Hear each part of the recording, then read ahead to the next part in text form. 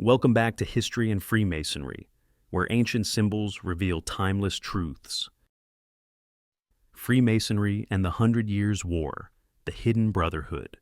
In the long shadow of medieval Europe, the 100 Years' War raged between England and France from 1337 to 1453. It was a time of kings and knights, of shifting alliances and endless bloodshed. But while armies clashed in open fields and castles burned, some writers have suggested that a quieter force moved beneath the surface. A secret brotherhood of builders, thinkers, and initiates whose traditions would one day emerge as Freemasonry. The story begins with the stonemasons, those skilled craftsmen who raised the soaring cathedrals and fortresses of Europe. Organized into lodges, they guarded their knowledge with signs and symbols, leaving mysterious marks etched into stone. Historians such as Douglas Knoop and G. Jones, in works like The Medieval Mason and The Genesis of Freemasonry, traced how these guilds laid the foundations for the later symbolic fraternity.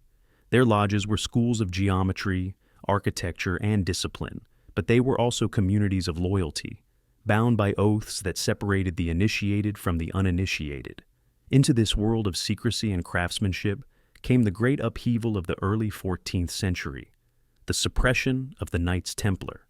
John J. Robinson, in his influential book Born in Blood, argued that many of the Templars who escaped persecution may have hidden themselves among the Masons' lodges. Their rituals of secrecy, their vows of brotherhood, and their symbols, Robinson suggested, were absorbed into the culture of the stonemasons. If so, then the embers of the Templars smoldered quietly beneath the surface of the 100 Years' War, shaping a hidden network that spanned borders.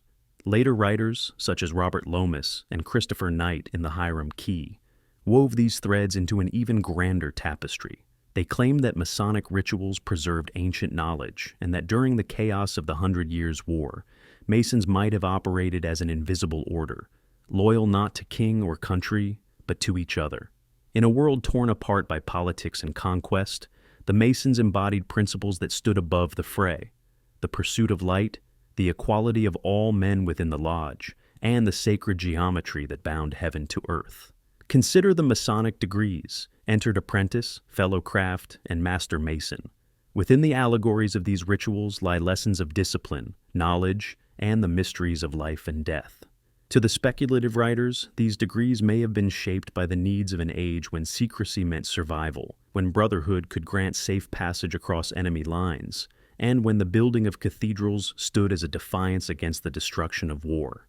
Even as crowns battled for supremacy, the Masons built enduring monuments of faith and stone, their whispered passwords and handshakes ensuring trust when the world outside was ruled by treachery.